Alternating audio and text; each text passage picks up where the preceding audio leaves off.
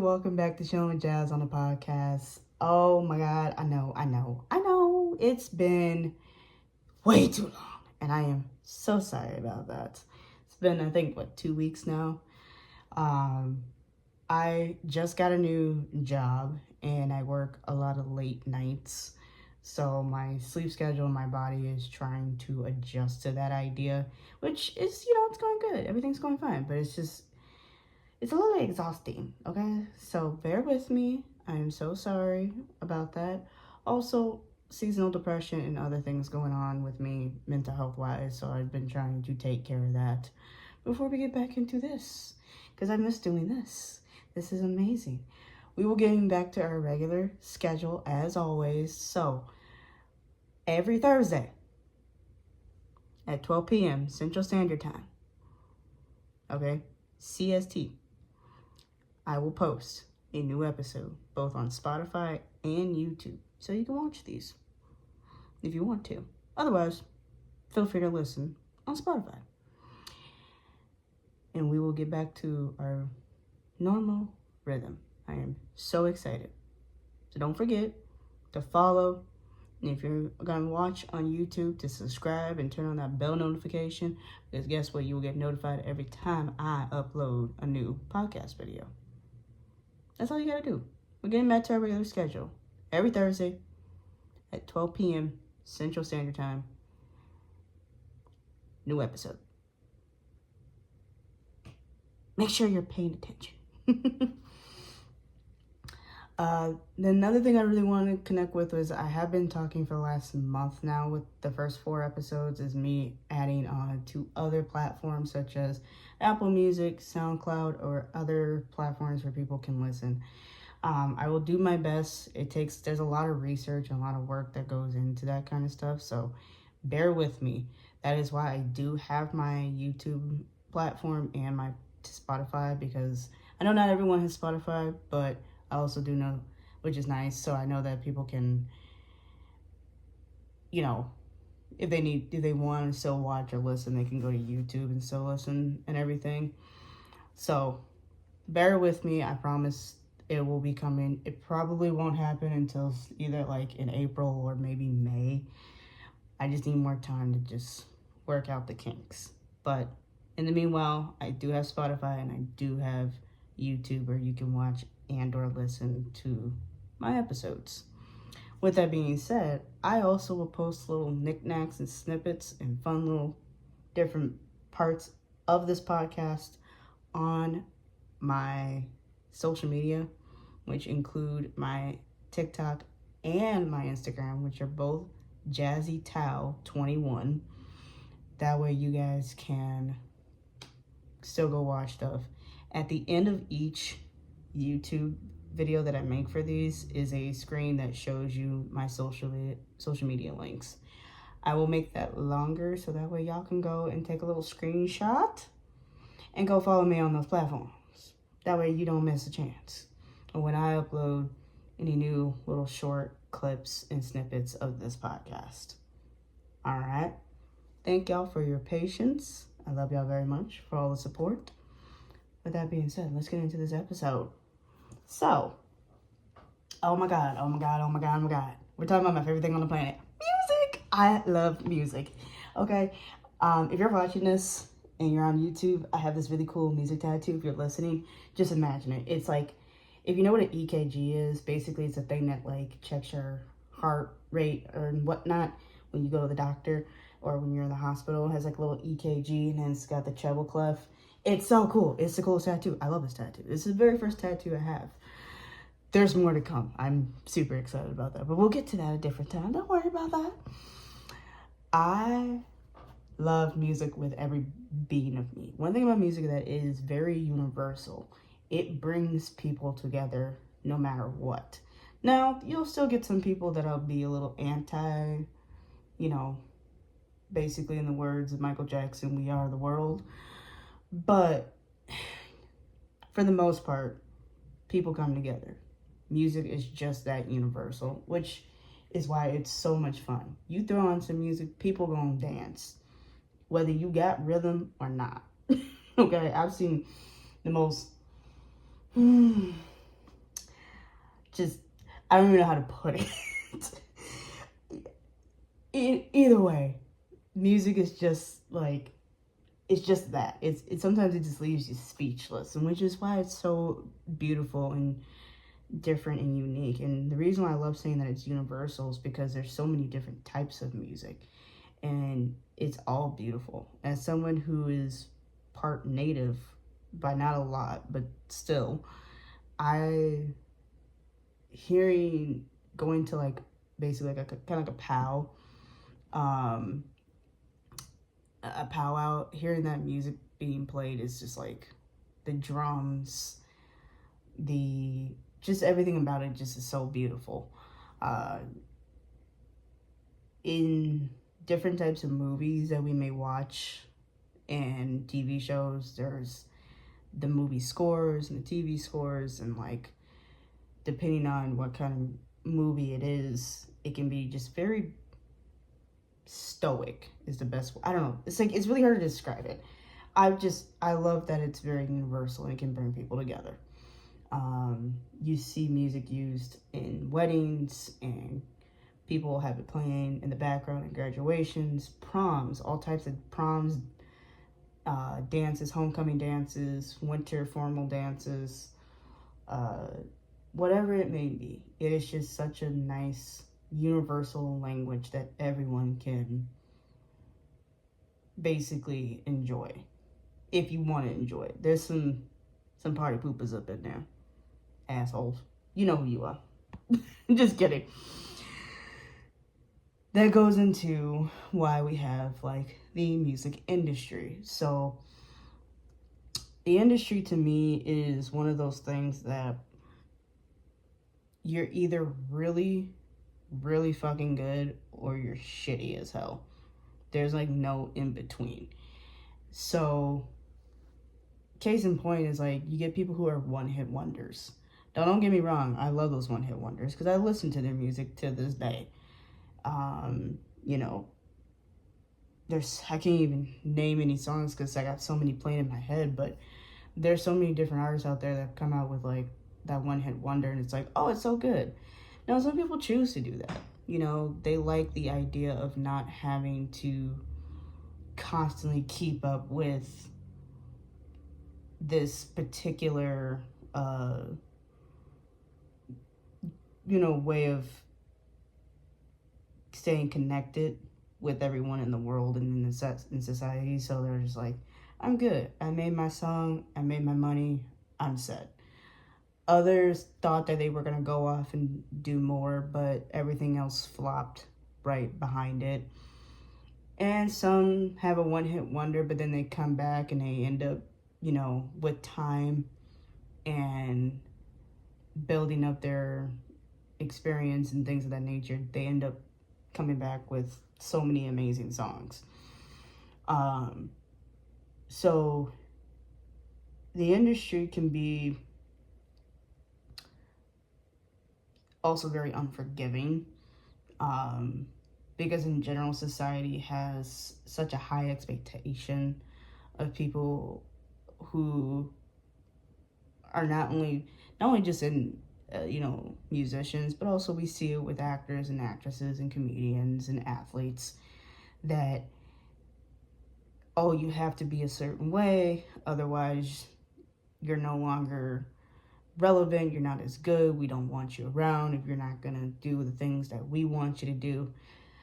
Case in point, one of my favorite, like, I forget what's the best category to describe them in, I think it's like punk rock or whatever, but one of my favorite rock groups, I Prevail, someone I discovered when I was a senior in high school, so back in 2016.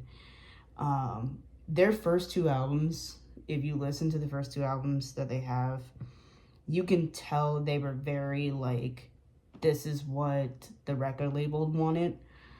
And it's like, we want you to sound like this. Basically every other punk rock group that's out there. And then the most like recent two albums, like Trauma and can't call the other one off the top of my head, but if you know, you know, are more geared towards what they wanted to do.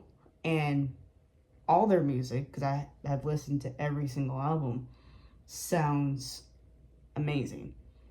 But you can hear the passion, the love, and the way they wanted to do it in the last two albums compared to this is what, you know, the record label and the industry was looking for us to do and all these different things.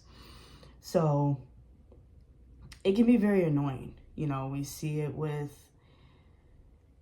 even solo artists, you know, and sometimes it's not even just the record label, it can be the fans too. Case in point, Sam Smith, they're an artist that we saw go from being, you know, you had your songs like Stay With Me or, you know, just those really kind of very, I don't want to say sappy, obviously, because like it's not sappy, but like just very almost stereotypical romancy, either comeback love song, a love song, or sometimes even a revenge song. And then, you know, on the more physical aspect of that artist, of Sam, they're like, oh, you need to look a certain way. I actually think I saw in an interview one time, or heard it in an interview, that Sam Smith said that they were their most unhealthiest during one period in their life. And it was one song, the one song that comes to my head is not only Too Good at Goodbyes, but I think that's the title. I can't remember off the top of my head, but there's another song that's like, I can't call it off the top of my head, but I hear it in my head. I hear it in my head right now, but I can't call it. My point is, there's like this one album that they did that just kind of broke them down a bit mentally, and a lot of it had to deal with the exterior of who they were during the writing process of that song in that album. So it's just like, that's also the annoying part about the industry.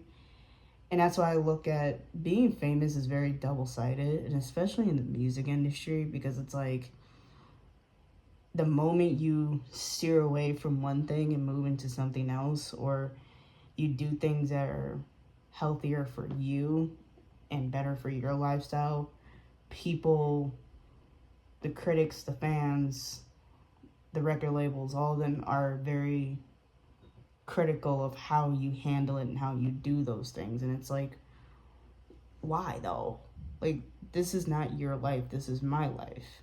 And if it still makes me money and all this other stuff, then I don't see any problem with doing things the way I want to do them. So I've always been that person that's like, if I made it in the industry as a musician, which is something I'm working towards, I'm totally cool with keeping it as low profile, low key as possible. Because, I'm sorry, I'm gonna be who I am. And sometimes it flips back and forth. I can be very girly, or I can be a tomboy. I don't care.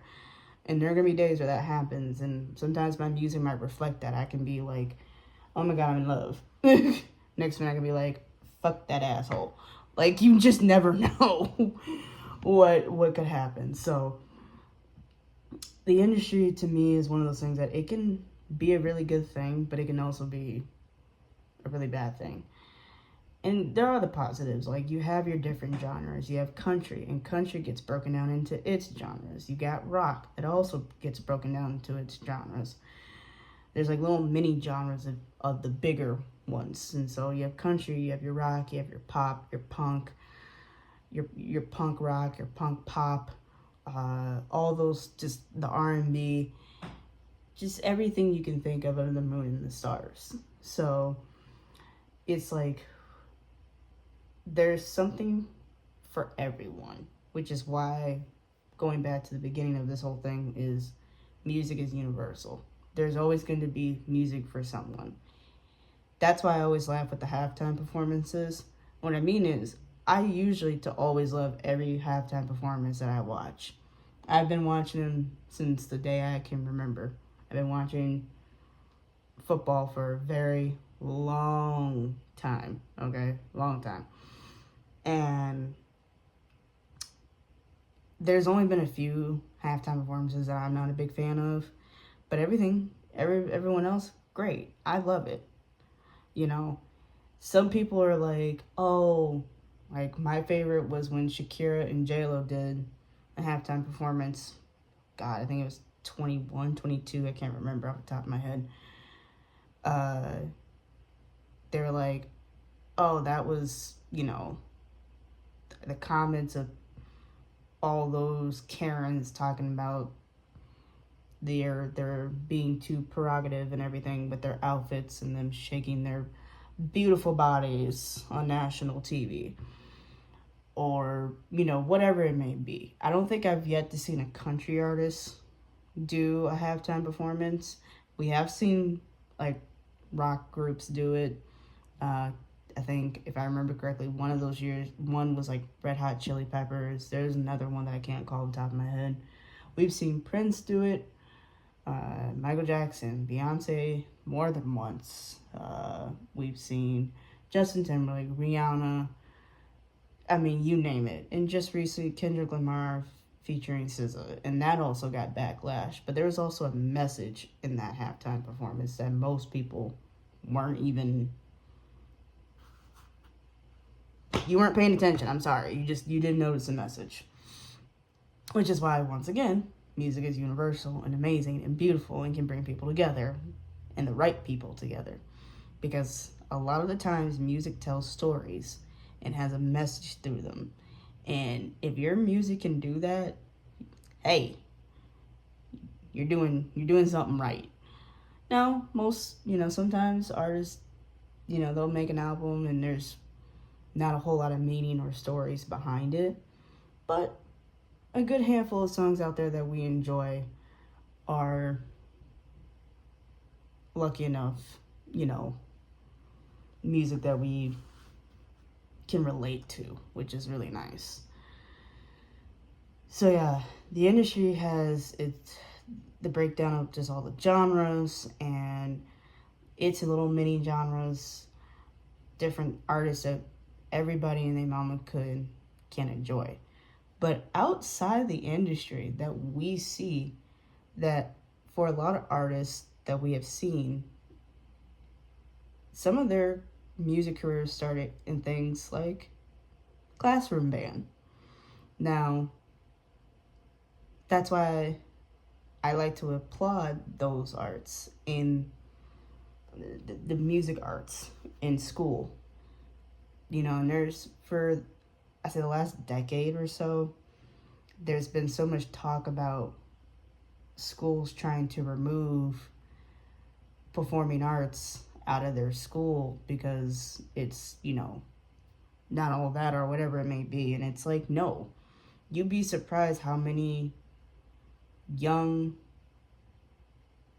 so many young musicians currently, and musicians who've been in the game for a couple of decades, who've gotten their career started because it all started with being in concert band or choir or orchestra.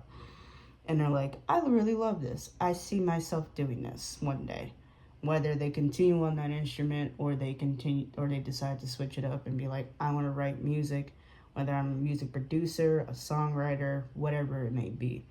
So before we go shitting on concert band, let me break it down for you real quick. I am a concert band kid through and through. That's how I started this whole thing. Now, don't get me wrong. Technically, I started with drum set. I've been playing drum set since I was 6 years old. Almost 20 years of experience on that instrument. And I love it to death. Granted, I don't always have access to a drum set, and I've never owned a kit in my life. But when I have access, or in simple cases, just using a practice pad or two, I practice like there's no tomorrow. So that way, when I am on a drum set or on a kit, I can just hop in like it's nothing. But I've been in concert band since 5th grade. Now, gosh, we're looking at over a decade and a half of doing concert band, from middle school to high school to college. And it has done such amazing things for me as a musician. I have learned to really just break down music and look at it as a bigger picture. Really just every little piece of it. And that's the kind of person I am. One of my favorite musicians, may he rest in peace, Barry White, he had a full orchestra. When he used to go on this old show back in the day called Soul Train, they would almost have to bring in like a second stage so he can have his full orchestra there to do his Soul Train performance. So songs like Love's Theme and Satin Soul are my two favorites, because I can like really break down those songs and be like, I hear this instrument, I hear that instrument, I know what this person's playing, I know what that person's playing, to the smallest details of like key signatures, time signature, whatever it may be. And we'll get into that later, because that's a whole nother beast. And so I realized even back when I was in like 5th grade, 6th grade, I'm pretty good at this music thing. And my uncle would be like, yeah, you're basically doing music theory. And I'm like, who'd have thunk? Like, I never knew. I never knew. So it's really nice to know that I do have such a strong talent towards that, and I was able to expand my knowledge on it through concert band. I've also been the pep band kid. I've done marching band, which we'll get into that in just a second. And I've also done jazz band. I was lucky and fortunate enough to play clarinet, which is one of my main primary instruments, in jazz band when I was a senior in high school.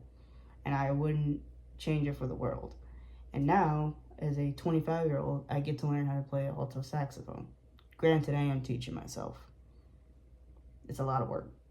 Be patient. You gotta be patient with yourself if you're gonna teach yourself an instrument. You gotta be patient, okay? And I get to continue growing and expanding my knowledge in different instruments, but just also in music theory, ear training, all these different things that go along with it. So I also get to keep going through my marching arts career. Now, there's high school marching band, there's college marching band, and then there's what we call Drum Corps International, or DCI, and Winter Guard International, or WGI. Winter Guard is during the winter seasons, and DCI is during the summer, just right before high school fall marching band and college marching band. So I didn't have the luxury and the joys of going off to a 4-year college right after high school, so I skipped out and missed on college marching band. High school marching band for me was a mess because I moved a lot. So I've been enjoying my marching career through DCI and WGI. I will explain what those are in a different episode. Those will be 2 separate episodes because I can go literally more than 30 minutes on both topics. But that is a way to continue your arts and stay involved. And it also helps you figure out, do you want to teach? Are you more of a behind the scenes person and working on the technical things? Whether it's like sounds, sound effects, so like things of that nature, making sure things are balanced, all the good stuff. Basically what like a music producer would do for an artist. And it's still doing what I do now with the marching and even concert band when I'm in college. It helps me kind of decide, what's more of my feel for, my eventually career in life, which will be music. Slightly jumping all over the place, I'm so sorry, but my point is, you can go in a million different directions with music, and it starts with basic things. That's what makes it so much fun. just learning what a time signature is. Basically, how many counts are in a measure. So if it's 4/4, that means you have 4 counts to play whatever that measure is written. Key signature just tells you, oh, it's in the key of B flat, and it tells you how many, or key of G major. It tells you how many sharps and flats that you have to play in the song or in a piece. There's more to that too. I'll break that down in probably either the DCI video or the WGI video. Not sure yet. So I think for a lot of artists that we see a lot of them come from doing things like concert band, marching band, pep band, jazz band, all those good things. Like I said, I did it all. I briefly did a little bit of wind ensemble more technically clarinet ensemble, so with my fellow clarinet friends back when I was a freshman in high school. And I look at it as that was the most fun I had, and I do wish I had continued it because it definitely was a challenge. I'm not gonna lie. Even being a primary bass clarinet player, it has its challenges some days. It's not always just bump, bump, bump, bump. Like I promise, it's not always just simple little quarter note type ordeals like that. It can be difficult. So, which is why I love music, because it's another thing I also learned being a musician or just being in the performing arts in general, whether you decide to do acting or be a musician, we are some smart kids. Like, I realize I love school to death. College and I haven't been working out the greatest. We're like a really crappy couple that get married and then divorce and then married and divorce and then married and then separated and then a divorce. But I realize I do love school and I thrive in it when I'm able to fully focus and really put all my energy and effort into it. And one day I will make my way back to that. And we're going to talk about that in the next episode, I promise. But I love music. It's therapeutic. It's universal. It's fun. I write my own music. I write, compose, transpose whenever I need to. I'm constantly learning new things, which is so much fun. People, when they find out I'm a musician, they're like, oh, what do you play? I'm like, I play 9 different instruments. Which one would you want me to describe? I've had in the past, not too much recently, but I've had people in the past ask me, like, what are you trying to be the next Prince? Yes. But in my own way that fits me. So, sorry. Just a little bit. Though he is now gone, he is still one of my biggest inspirations. I love listening to his music, and man, oh man, I'm nowhere near close to the amount he played. And if I do get there, props for me, but if I don't, that's okay. I mean, you can kind of see in the back there my keyboard, so we're getting there. My little MIDI that's lighting up next to me. So I love it. It keeps me going. It makes me happy, and I wouldn't have it any other way. Like that's how I thrive. That's how I live. And I think more people should, even if you do it as a hobby, there's nothing wrong with that. Like, do it as a hobby. Maybe you like playing guitar. Maybe you like playing piano. Maybe you do like playing the drums. Maybe you want to learn a wind instrument like a trumpet, a clarinet, a saxophone. Nothing wrong with that. Have fun with it. And if you're someone that's like me, working at your craft, keep pushing at it. Because that's what I'm doing right now. And eventually you will get there. Just be careful, because the industry like to chew you up and spit you out. Because this is how they are. And that's all right. Well, I could go on longer, but I don't want to make this a terribly long podcast. I try to stick to like 30 to 35 minutes for these podcasts. Boy, I'm gonna tell you right now, I can give you a full educational podcast session about music. And I don't even have a degree in it yet. So I have street smarts. I got some book smarts too, but I got street smarts too on how to do music, because I do a lot. Like I said, I teach myself a lot of the things I do at home. I have my own little at-home setup, so I have fun with it.